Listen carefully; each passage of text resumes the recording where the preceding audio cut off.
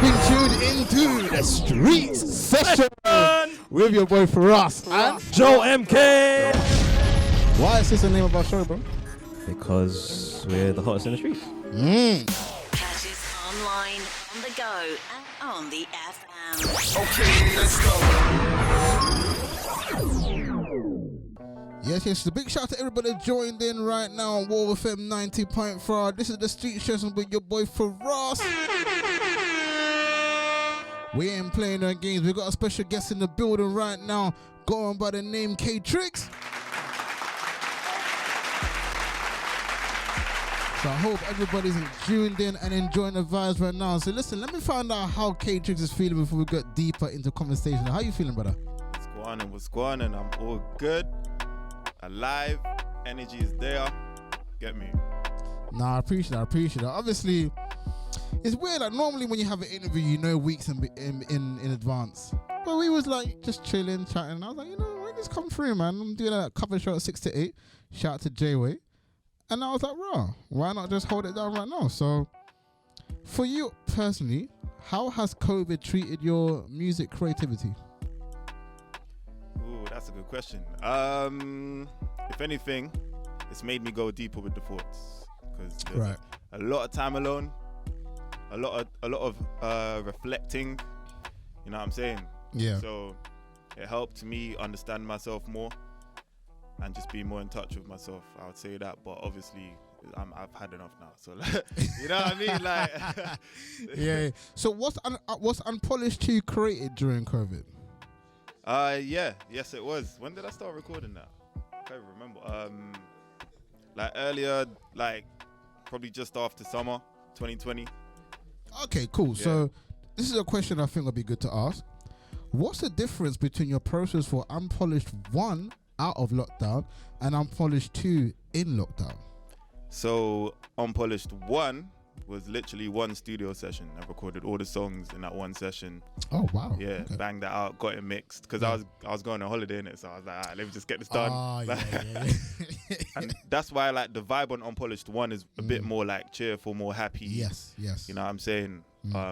Whereas Unpolished 2, as I had more time, time to get more deeper with my feelings, my thoughts. So yeah, that took about 6 months to do. Raw, yeah. Unpolished 2. Yeah. Would you say then that the music on Unpolished 2 had more care than Unpolished 1? Nah, because it's all organic. It's all organic. Yeah. I mean, I don't like to force the art. So if I'm forcing the art, I can hear it. Yeah. You know what I'm saying? Whether it takes 1 month to do a song or 1 day. Yeah. So long as it's not forced. Yeah. And it sounds organic, then that's how. No, I rate that still. And obviously, going into music, like, I feel like your flow, your vibe is very much old school. Is there a reason why you kind of tackled the old school beat rather than, doing what everybody does and kind of like, I wouldn't call it mumble rap, but, stick to like the current little Dirk vibes? Like, why are you very different? Because for me personally, and you're going to hear his music from his EPs, well, even if you heard the old stuff, I feel like you're very, very different to what everybody is chasing right now. Thank you. I appreciate it. And, you have a unique selling point, a USP. You're not what everyone's doing right now. So I feel like if anybody was to take an interest in you, it's not because they messed with A Boogie or whatever that's out right now. It's because they genuinely want to hear your lyrics and your story and what you're telling us. Right. So what's made you stick to like that kind of theme? First of all, it's always the feeling for me. So when I was growing up, listening to Bob Marley or Michael Jackson for the first time made me feel a type of way, whether they're telling a story or talking about something in particular. It was the feeling. Okay. So for me, it's like no disrespect to artists out there who, you know what I mean, they might just do it for the fun, might not be saying much in the lyrics or whatever, but for me it's like that's why the name is Triggz, because it's short for trigger. And I believe as an artist you got to trigger something in the mind. That's where the inspiration comes from. And obviously, what inspired you then? So why did you decide to make an Unpolished 2? People can make an EP, call them, and they can call it Chicken, but that's it. There's no meaning to it. There's no 2.0. Okay. Yeah. Why have you decided now that, okay, cool, I'm going to do another project and there's going to be a number 2? Now, why is there a sequel to this? So Unpolished 1 Yep. basically is a reflection of the unpolished diamond or gem or stone. Whereas it's still beautiful to look at, but it's not perfect. Okay. You know what I'm saying? When you go in a jewelry store or wherever you're going to buy your diamonds, Yeah. all the diamonds are perfect. They're all polished. Yes. You know what I'm saying? So for me, the unpolished diamond or gem represents us. Whereas we all got something. We all got a value, a gem inside of us. But we're all not perfect. So for number 2 to come, it was like, right, it has to be number 2 because we're in lockdown now. So we're starting to see people's like, I don't know if I want to call it flaws, but we're just seeing people in trouble sometimes. Okay. Yeah. And I felt Unpolished 2 is kind of the same concept, but just deeper. Yeah. Like for a broader audience, rather than it just being about me. Unpolished 1 was more about me, whereas number 2 is more about everyone around me, kind of thing. Okay, so when you say Unpolished 2 is more about you, are you number 1 is more about sorry, me. no, when you say number 1 is more about you and number 2 is for the wider General, audience or general public, whatever you want to call it, why did you feel like you needed to make a project that covers a wider audience? Because it's hard times, man.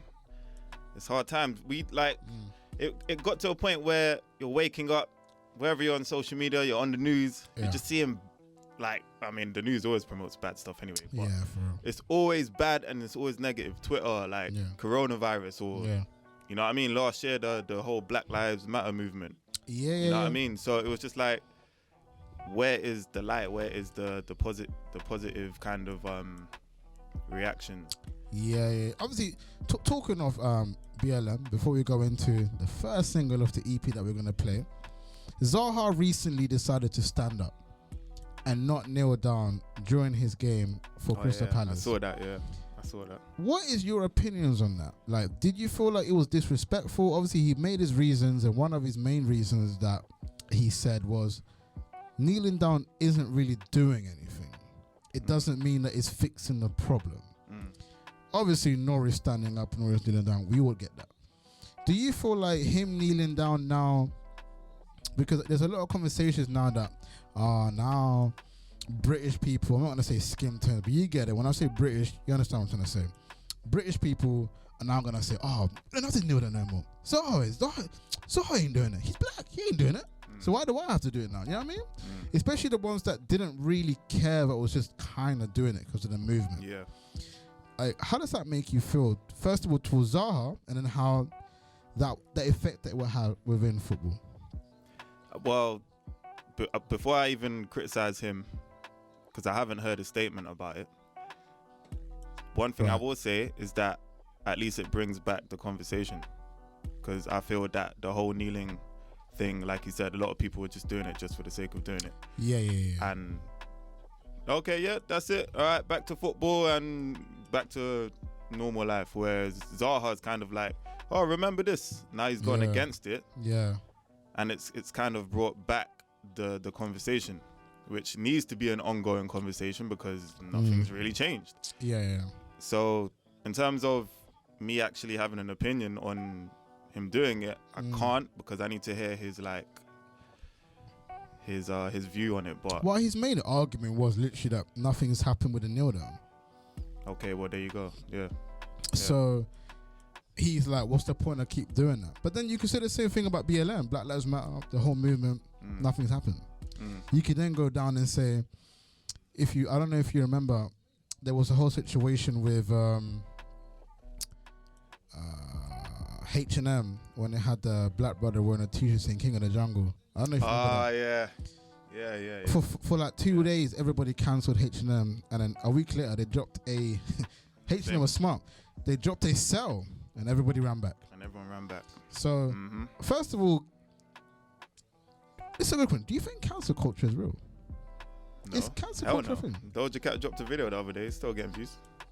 After she basically cussed every black woman with bad hair. So, I think cancel culture is just Twitter. and yeah. you know what I mean? But Well, essentially, it's black Twitter, isn't it? I mean, depending on the I don't know about subject. that. Depending on the subject. Yeah. But I feel like cancel culture, I don't know. I remember cancel culture for me coming from black Twitter mainly because that's where I was hearing the word, you're cancelled through like. How many times has Kanye been cancelled? Every 5 minutes. Well, he's been cancelled since what, 2014 when he came out and said that black people chose to be slaves. And people are still streaming his music. Still. He just won a Grammy after doing a video of. Not only that, he just sold out the worst looking Yeezys of all time. So in the States, you've seen them white joints with like bare holes in them. They look like yeah. Oh, they're the most ugliest looking sliders of all time. Kanye's Kanye. Oh, big shout out to Kanye though. Big shout out to Kanye because he's finessing the scene. Obviously, hopefully Kim doesn't steal half of his earnings, but we'll find out through their breakup. But before we go into your tune right now, obviously we've got to talk about your number one song on Unpolished 2. Yeah. It's called Observer, produced by YZ. My what song, sorry? Observer, produced by YZ. Did you say number one? Yeah, it's number one. Okay, I thought you meant, okay. Carry on. Nah, I was confused. I was like, it's not in the charts, but I was like, wait, what?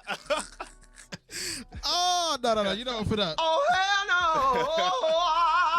no. Yeah, not yet. That's where the fans need to come in and help me out with that one there. But yeah, go on. The first number one track on the single Unpolished 2. Let's just say that. Yeah. It's called Observer, produced by YZ. Now, talk to us a little bit about how Observer came about and what was the process behind making that single.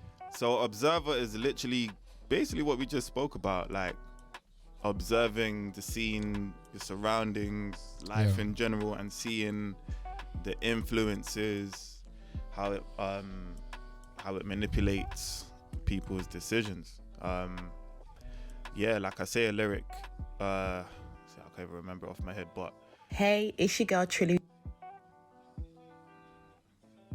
No, you can speak. Oh, okay, yeah. It goes deep with basically saying how the devil can have your mind in cuffs as seeing an angel out of lust. So it's like seeing an angel out of lust is like, yeah, when you're tempted, it looks beautiful. Yeah. You know what I mean? And then when your mind is trapped into something, that's almost like a demon kind of having you in that space and you're kind of locked in.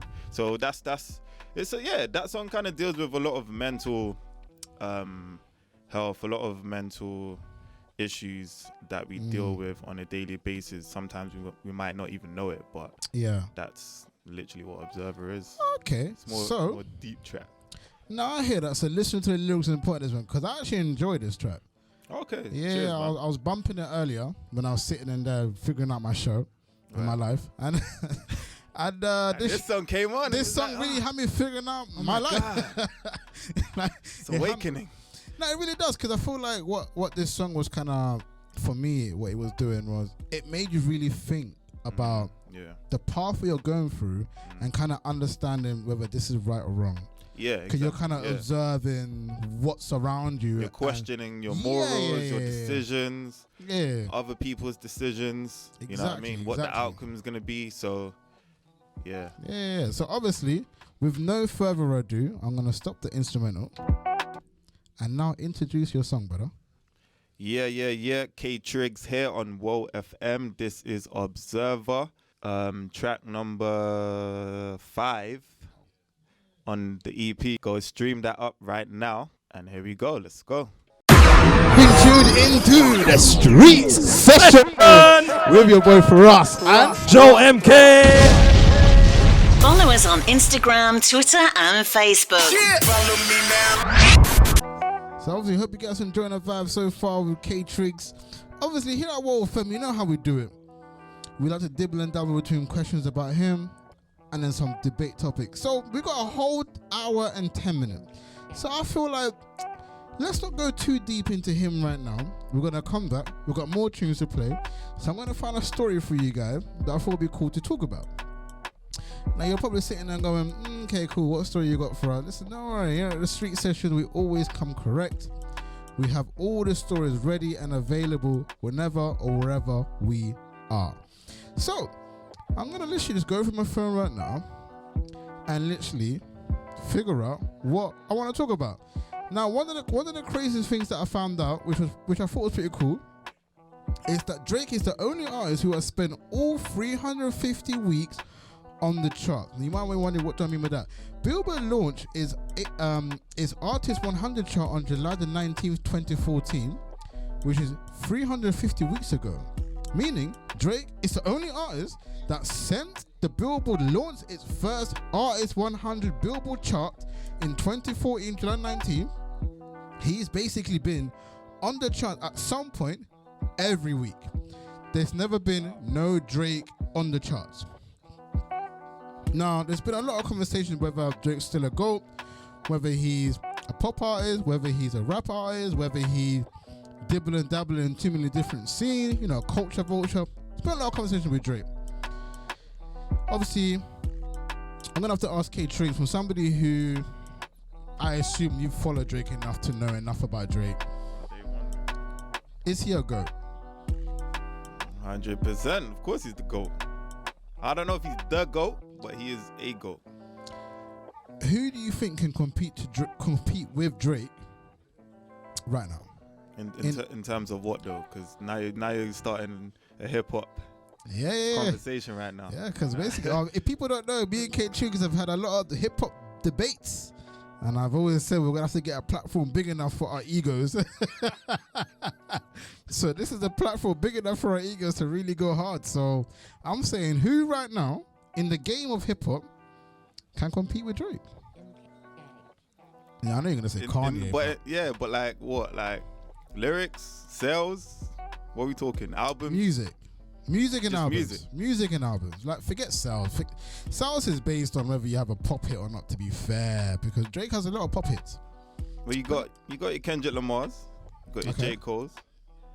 You know what I mean? You got your Hoves. Yeah, Kanye is on the gospel thing, so that I can't even compare that right now. Yeah, Kanye is a bit off key right now still. But like in terms of like the music right now, so you got right now who's popping? People talk about A Boogie with a hoodie, Little Baby. Little Baby had a huge year. Did a BLM song, dropped an album that went top 5. His album slapped. Did very well. Who else has done well this current like musical year? Nas dropped an album. Classic. Won a Grammy as well. First Grammy actually. Classic, yeah. Classic album. Shout out to Hit Boy. But like, can I see Nas competing with Drake now? Well, the music can compete. Nah. The sales, what? No. Nah. Oh, okay, now you just. Nah. Okay. You see the difference between Nas and Drake. Drake will drop quotables. First of all, listen. Whenever you see a meme, there's a Drake bar in those memes. Facts. When you think of songs, I generally believe I'm not bumping Nas in a club. I'm bumping Drake in a club. Nas for me is a serious artist with a couple tunes that. So you're saying all round. Yeah, but you gotta be an all round hip hop artist, because you can't just say that you spit lyrics and you got better, because there's a lot of people that got better lyrics than Drake. Let's just talk fact. Nah, put Nas in a battle with Drake ain't going nowhere. Put Hove in a battle with Drake ain't winning that. Ain't or is? No, he's not. Okay. Hell no. What was that? Drake ain't winning. Huh? You said Drake ain't winning. No, he's not winning. Okay. Against Jay-Z. Now I had to make sure I heard properly. Yeah. What was that artist that destroyed his whole career with the whole added on this track? Pusha T. Listen, Put some respect on Pusha T, man. I forgot his name. Pusha T ain't even top tier artist. He's destroyed Drake. This is what I'm saying. So Destroyed if it's Drake. lyrics, But this is my point though. Bars, has rap changed? Because the Biggies and the Tupacs essentially were the Drakes. Yeah. In that caliber, in the way we speak about an artist, that's the level that we was looking at. The Biggies and the Part. Reason why the conversation is still to this day, you have people sitting there and go, Biggie or Part? They're like, I don't know. They were too good. Right. You look at Drake, and automatically the conversation is, who sold more? We're not even talking about the content. We're talking about who sold more. Which Drake does have. He's got a very good sell, but let's just talk fact. Something coming home. Bro, that's a pop song, man. Let's not even put that in hip hop. He's got tune that's not even hip hop, but it's classed as a hip hop classic. That's how you finesse the game. And also, you got to remember as well, Grammys never put him in any pop category. He's only in a rap category. Do you believe that Drake should be in a pop category in the Grammys or in any genre of award shows? If it's a single, but not an album. He doesn't make pop albums. Yeah, but we're talking about singles. If it's a single, yeah, but if we're gonna bring it to that, are his pop singles better than any other pop artist singles, or can they compare? You're now talking about Taylor Swift, Ariana Grande, Ed Sheeran, Bruno Mars. You know, it's hard, but if you're looking at the sales and going number one, then he has to compete. Because I can't see why something going home. I don't even know what that song is called. I forgot. Or maybe he doesn't want to be nominated in the pop category. Well, people have been complaining in the hip hop scene for a very long time that it's unfair to have a pop song in the rap culture or in a rap category, because you can't go against a Taylor Swift sounding song with a rapper and then have like Nas. He ain't winning. Do you know what I mean? Or a Little Durk or whatever. You know what? They're slowly getting it, because this year the Grammys rap category had proper rap albums in there. Yes. There was no Drake this year. For one of the longest times ever. He only dropped a mixtape or something like that, innit? But you know how the industry is, man. A mixtape was an album in 2021, man. Come on, let's talk facts. It was an album. People like, even people like he dropped that playlist like 3-4 years ago when he had Skepta, like bare UK. Listen to disrespect. He had like 4 or 5 UK artists on his album. Called it a playlist. What, More Life? Yeah. Oh yeah. Called it a playlist. Man came out and said, "Oh no, this ain't a project. This is just tunes that I like." So what would you call it? It was an album that flopped, that he doesn't want to admit flopped. Yeah, and it's still sold over I think it was 345k first week. Is that a flop? For Drake, yes, but no, because Drake be selling upwards of 600 minimum thousand per week, 600k a week minimum, upwards towards 1 million. Yeah. So 345k is not a flop, but for Drake, in terms of what he can deliver on an album and the numbers he's done previously or even after that, it's a flop. So but it's not a flop. Are you saying that because it had UK artists on there, Of course. that he called it a playlist? Yeah. So you're saying if there weren't any UK artists on there, it'll be an album. wow, it's a big assumption, man. Well, you got to look at it like this. When American artists make tunes with a lot of UK artists, you know this. Not many of them will be posting that. Not many people will even acknowledge that. You got people like Meat Mill that goes on an interview and forgets the song he did with Chip when the interviewer goes, "Oh, you got a banging tune with a UK artist," and he's like, "Oh yeah, I got a tune with it," and then the girl goes, "Chip," he goes, "Oh yeah, my man Chip," and then he doesn't even know the name of the song. Yeah, but that was a long time ago, man. I know, but my point is, it still happens right now. No, you're right. Where Tory Lane did a song with Dappy, Tory didn't even acknowledge that song existed. He didn't even post it. Nothing. Didn't even acknowledge it. I didn't know that. Didn't even acknowledge it. And it's like, because I always check that, because for me personally, I want to know when we as UK artists will be respected. Because when I see the way we post about these American artists, bruh, it's like we're best friends. Shout out to my main dog, I don't know, Rick Ross. No post. Guess one artist in the UK that gets posted By an American artist? Yeah. And I want you to, after this show, go do your research on it as well, because it's man. He said posted on a regular? Yep. Well, whenever he does a song with them, they actually repost it. That's what I'm trying to say. Has Drake not done it? He hasn't got a song with Drake. I might as well just tell you. I don't know. Who is it? KSI. He's got a song with Polo G. Rick Ross. He's got a song with Rick Ross. He's got a song with Little Baby. He's got a song with Trippie Redd, Quavo. They've all posted a song. Right. Do you feel like that's only because of his position in the industry rather than his musical ability? Because to not be for Stormzy to have a song with Gianna Aiko and she didn't even post the Stormzy joint. It's crazy to me. It's crazy. Like, I understand the man though. They got a street cred to protect. You do a song with a certain man, your little baby can't say, man, not post. Well, he posted it, but I'm saying like, you do a song with, I don't know, let's say Chip.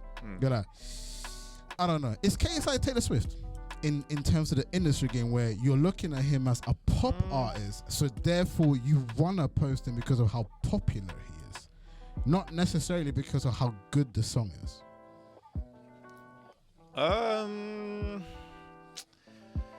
KSI had a unique come up. Yes. So he's basically got power on YouTube, on social media, not just YouTube. Yeah. So like obviously there would be a lot of decision making regarding him because he does the numbers. You know. Yeah, of course. Is he Taylor Swift? I don't know, because in the UK though. Name me a bigger hip hop artist. Not even Stormzy is KSI. But I haven't seen. I mean, maybe I'm under a rock, but I haven't seen a KSI sell out a stadium. Has he done it? If he has, then I will zip my mouth. Stadium, right, I'm not sure, but he did do a sellout tour with, I think the biggest one was 5K. Okay, so if we're comparing that to stadiums, he's no Taylor Swift. You know what I'm saying? No. Because at the end, the way I see it is, you can have all these streaming numbers, but what are you going to be doing live? But his only big hit at the time was the Rick Ross one. Obviously, now that he's dropped the album, he couldn't go on tour because COVID hit in that year. And then again, he had a boxing match, didn't he? Yeah, which was the biggest selling boxing match of all time, more than any other boxer you can think of right now. Well, see, so there you go. It's so when sad. He does the live shows, we'll see, innit? It's so sad. But anyway, let's get back to a little bit more about Triggz. Obviously, you got a song called Where I Was. So the question I'm gonna ask you was, where was you making this track? So basically, it's good that you led this off after Observer. This is kind of like the same concept, but it's more talking about personal. Yeah, it's more personal rather than me watching everyone. Yeah. I was not in a good space because I think this is one of the first songs I recorded, and the lockdown, I just like did my main show. Yeah. My first ever headline show last February. Yeah. And then all of a sudden everything is like locked down. Can't go nowhere. Gotta wear a mask. Yeah. You know, everyone's stealing toilet rolls. Yeah, that was a big thing at that time. You know what I mean? So it's like, not to say the toilet rolls was the reason why I was upset, but like I'm glad you I had to clear that up quick time. But where I was not in a good space. Like I think because I've never actually experienced stress, but I think this may have been the first time, because I think a lot of people don't know when they experience stress. A lot of, for me personally, that's down to my job. Right. Or like I said, lockdown. People around you are upset. And how I handle stress, I'll deal with it. I'm feeling down, and then I kind of just kick myself. All right, on to the next, move on, wake up, light at the end of the tunnel, all that stuff.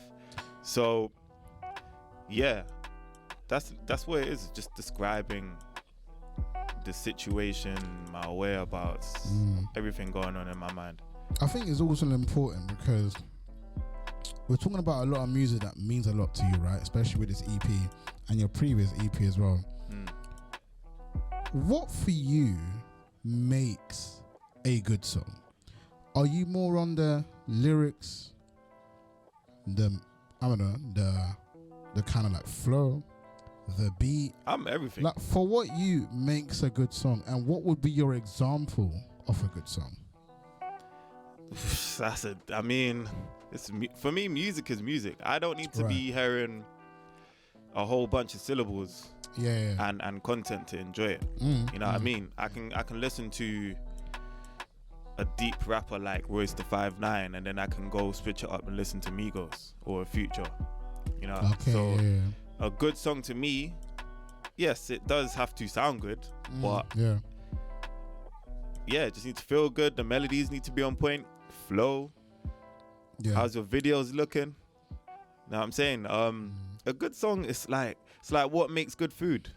Yes. You know, it's a question where it's like the taste has to be there. And are you gonna go back? Like, I can buy pizza today. Yeah. I can buy pizza tomorrow, or next week, or next year, because it's that good.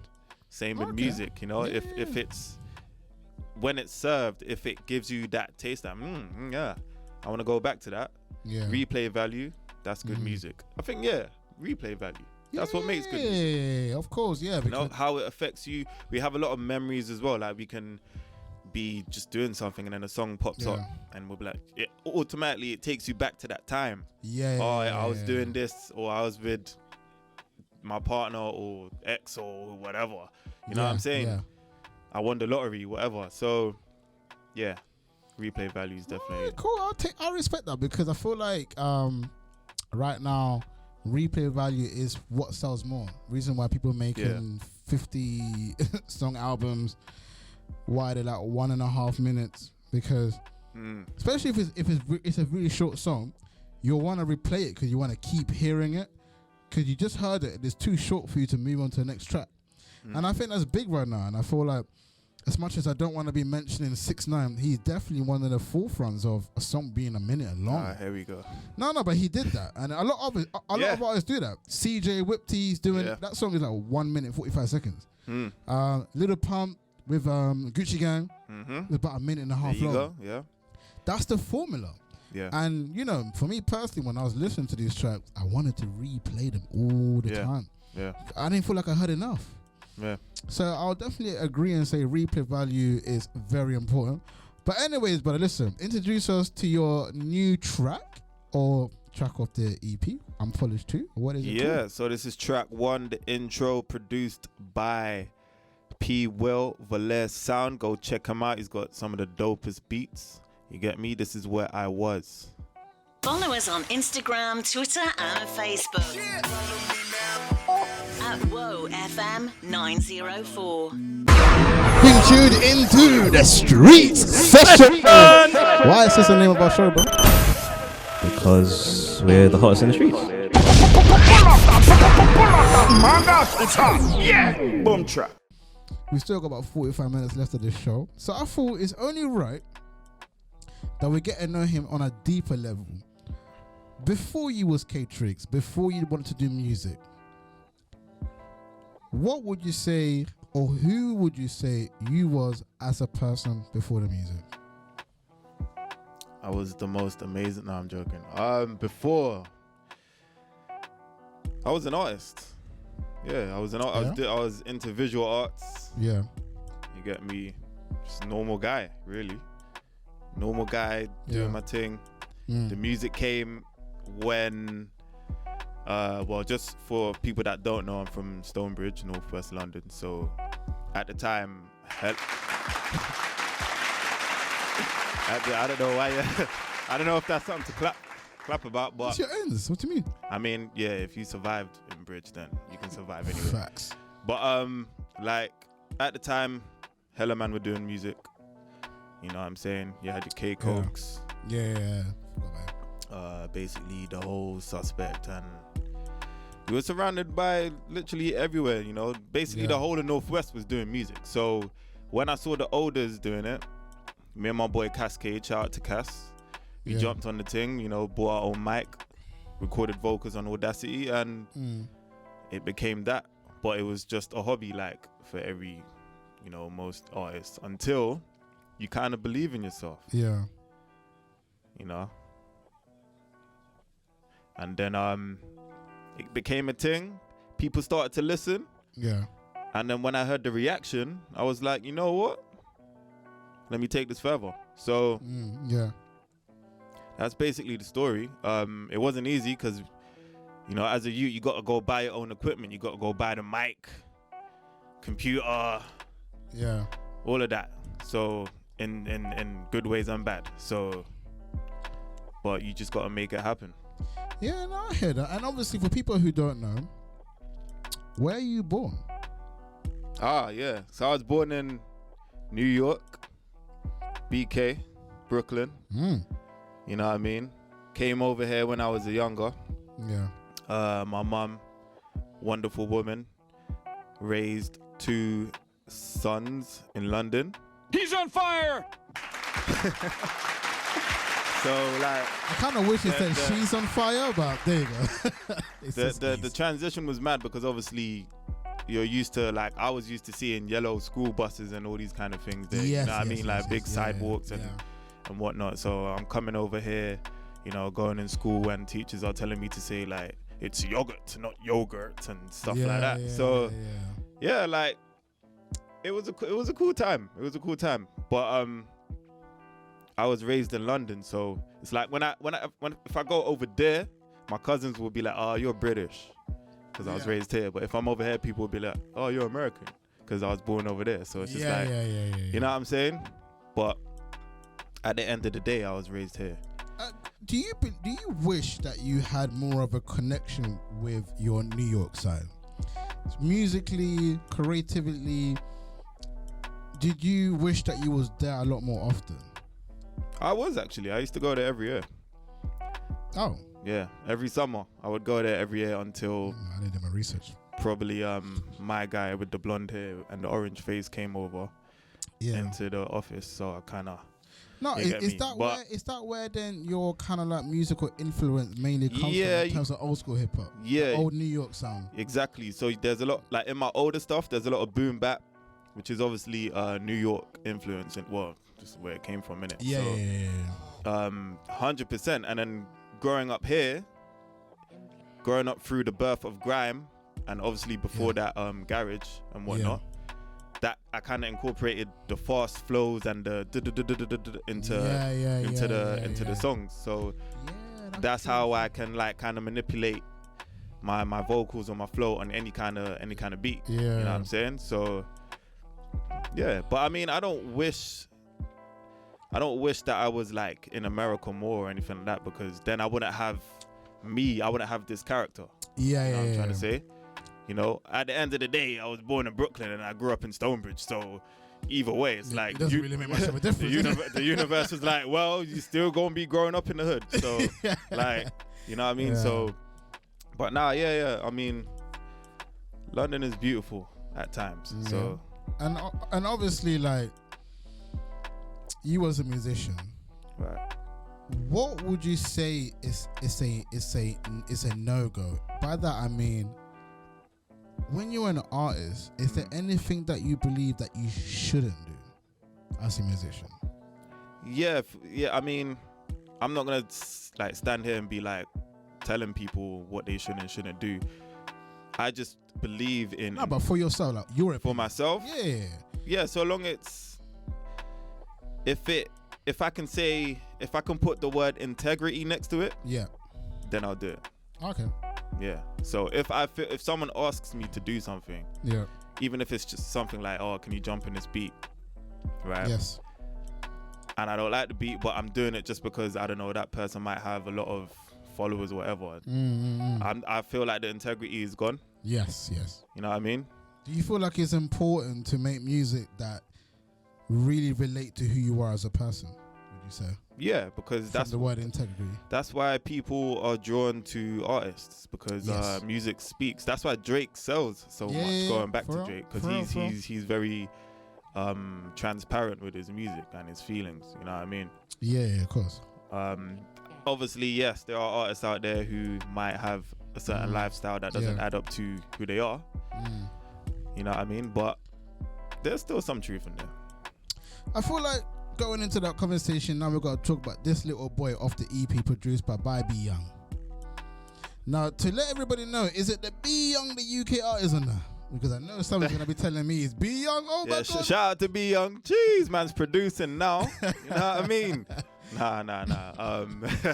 It's Be Young. I can't even remember if he's from the US.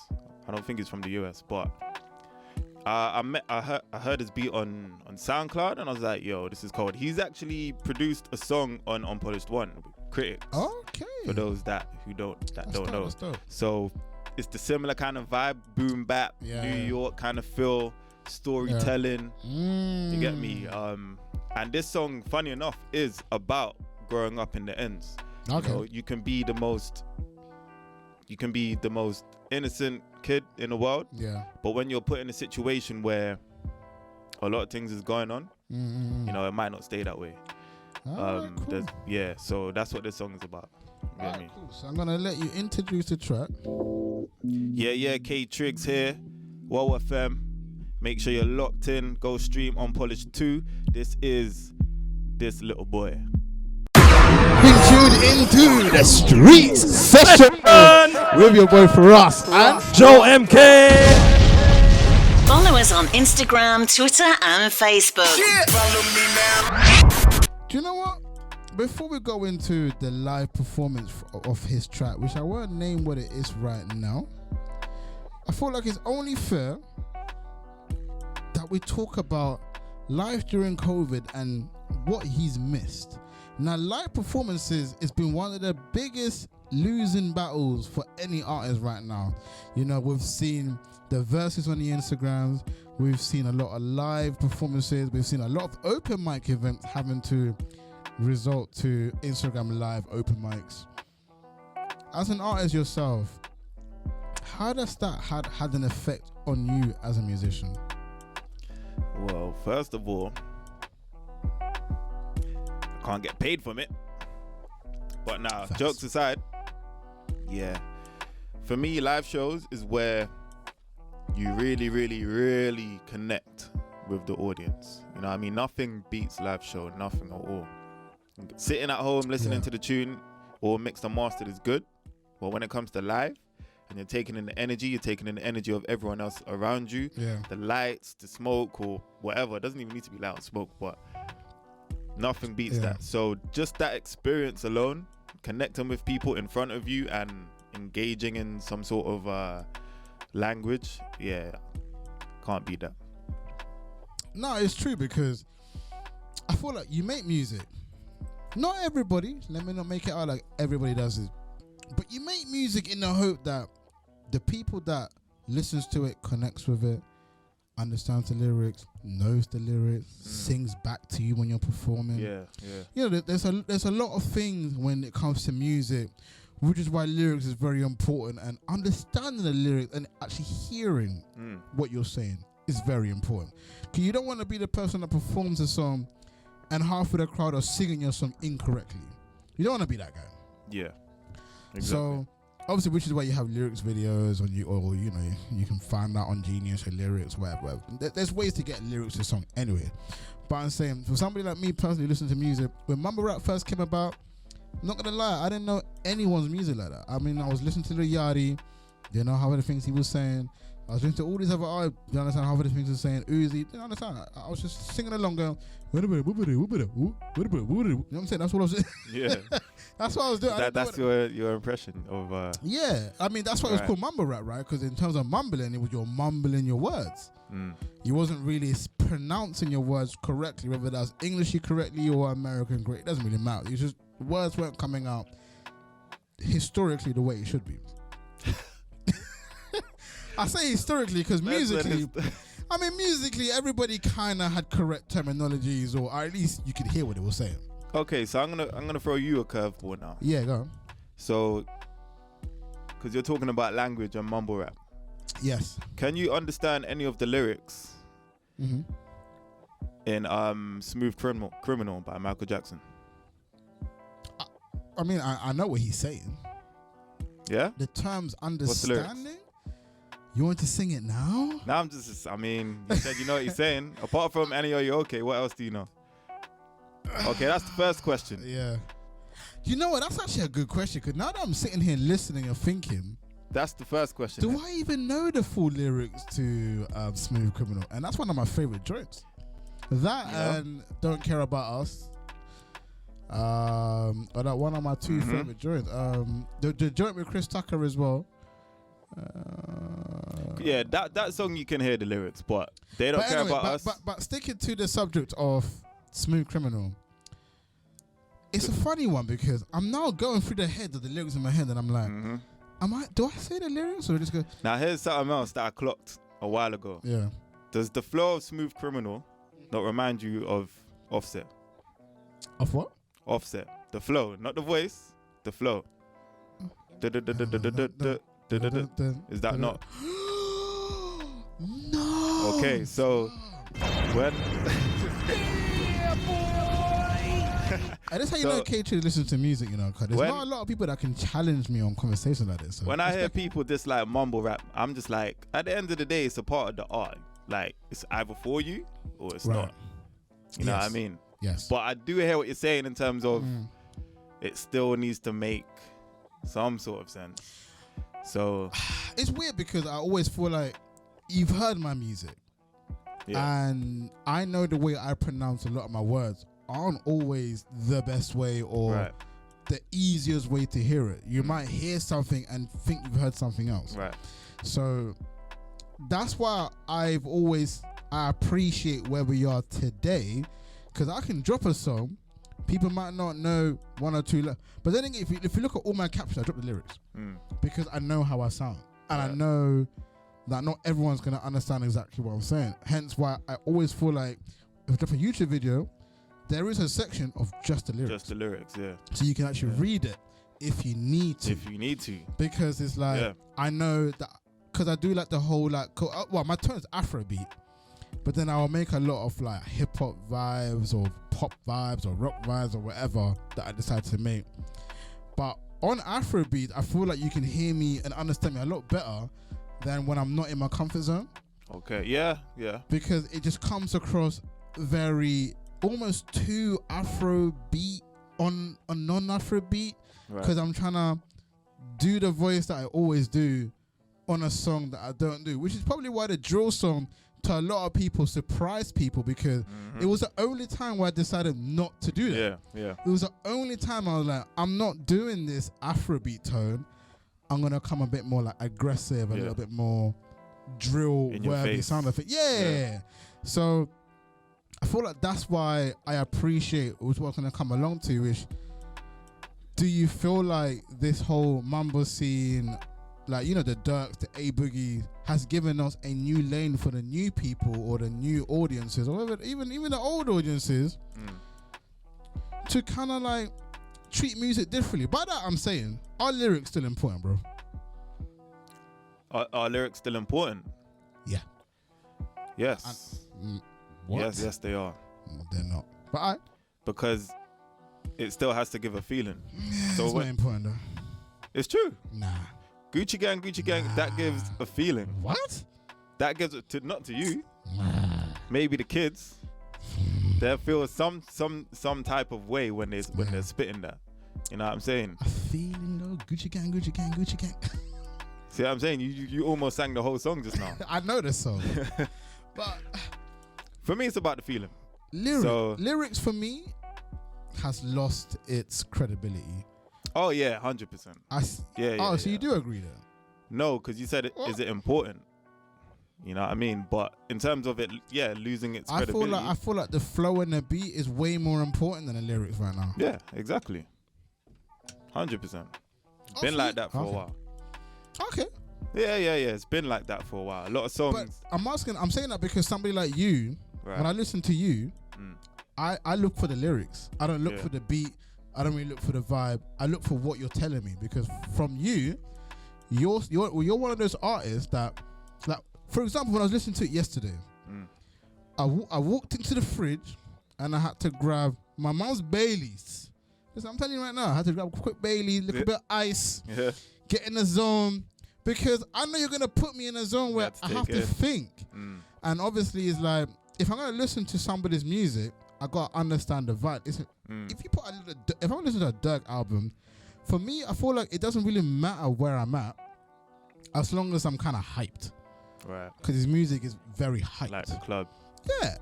But if I'm listening to you, like, listen, like, or Nas or anybody else or J. Cole, anyone who I believe has a meaning to their music and bars, I'm making sure I'm in that zone, because otherwise, if I'm listening to your music, I'm gonna miss hella bars. There's something's gonna skip my head, a bar or a scene or whatever, and I'm gonna be like, oh, I gotta go back. Exactly, yeah. So I have to be in that particular zone, which is why when I listen to your EP, and I called you. Fam, I called you straight after I finished the whole Bailey's, but I still sounded sober, so can't lie. Yeah. I mean, I didn't even know you were drinking. So I was lit. You did a good job. But it was like, I was gassed. I was like, bro, this is sick. Like, because it's like, Thank you. I picture the stories, I picture the messages, I picture what it's about. And then it's like, bro, it's lit. Like, it had me really thinking about stuff, and it had me in that zone, which is what I appreciate about you as an artist. It's like, respect, man. You can take somebody away from the world for a minute and really sit there and think, okay, cool. Am I doing this correctly? Is this what I should be doing? And that's what I appreciate. It's not every day Chris Brown, AO, technology, or these girls ain't loyal, or whatever. Obviously, I could have said the other word, but it's too early for that. So it's these girls ain't loyal. But I'm saying it's not every day that type of vibe. And that's what I hear on a 99% basis. Yeah. Even from the people that send me music for the station, it's just girls and substance music. And liquor. Yeah, and liquor. It's all of that. It's nothing else. So when it comes to your music, I have to appreciate it to a way where I'm in the zone that shows that I appreciate what you're making. So literally, man just sat there, I turned everything on, had my headphones in, little snack on the table. Draw the curtains. Yeah, bro. In fact, we have to, like, man can't be seeing man walking past my house, man. Things were closed, bro. I just sit there and I'm vibing and my head's bopping to every tune. And then as soon as you like a tune, you add it to the playlist. Funny enough, I added every single song to the playlist. Respect. Which is right now. I didn't do it for Unpolished one, I can't lie. Nah, you didn't. I did. I think it's like 2 songs. Yeah. Yeah. It literally was. But I feel like you said though, that was more personal. Yeah, it and was. this one was a bit more for I think everyone. this project's more relatable than the first one. If you if you didn't give a damn who I was and you heard Unpolished one, you're just like, oh, okay. And to be fair, that was one of the first times I actually heard your music. I didn't really know what your vibe was. Yeah. So even the way I listened to Unpolished one isn't the same way I listened to Unpolished 2. Yeah. Cause I didn't really know your content like that. I knew a few old schools that you've done, but I didn't know how you were going to deliver Unpolished one. So obviously when I heard it, maybe the way I listened to it wasn't correct. Maybe if I listened to it the way I listened to Unpolished 2, you got to remember, there's a way to listen to music. There is, yeah. And if you understand an artist, you know how to listen to it. If you hear a Chris Brown album, you're like, alright, cool. Might as well get the man them together, couple sips, couple chicks, let's get lit. Yeah. It's live. Because it's Chris Brown. You're hyped. Chris Brown's a hype music. He might have like 1 or 2 sad songs, but let's be real. A few ballads in there. A few ballads in there, but let's be real. Most of his songs is hype. So you want to be guys having a good time, getting drunk, whatever. But that's what I feel like with you, because I know you vibe, or kind of understood the vibe that you go for. Right. I changed the way I listened to it. It was, I need to be alone in my room and not being distracted. I appreciate that you knew what you wanted your settings to be. Yeah. Before taking it in. Yeah. So I appreciate that. But anyways, brother, listen. You're about to perform for us right now, you know. I'm going to try. These lyrics are still fresh on my head, but hey. But listen, we respect anybody that comes into the radio station and can give us some form of performance. Obviously, I can't lie. When I performed my song the other day, was it Friday? I didn't know half my lyrics. I was just... So for anybody who couldn't see, I was miming, bro. Like, there'll be certain words that came out, I was like, nope, don't remember this line. Just started miming them. Blank. Because obviously the song is playing the whole thing. So I was like, it's mad. But as long as you enjoy the vibe, get it straight. Obviously, before we play it as well, hey, DJ Lauser, brother, can I get you to record a performance on my phone for my guy if he wants the footage as well?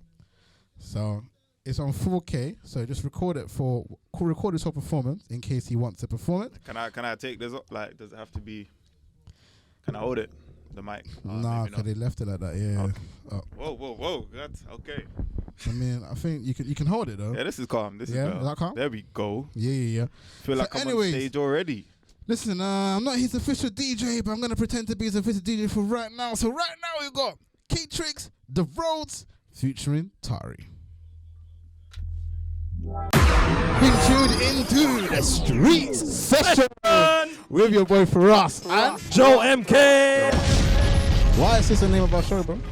Because we're the hottest in the streets. Catch us online, on the go, and on the FM. Okay, let's go.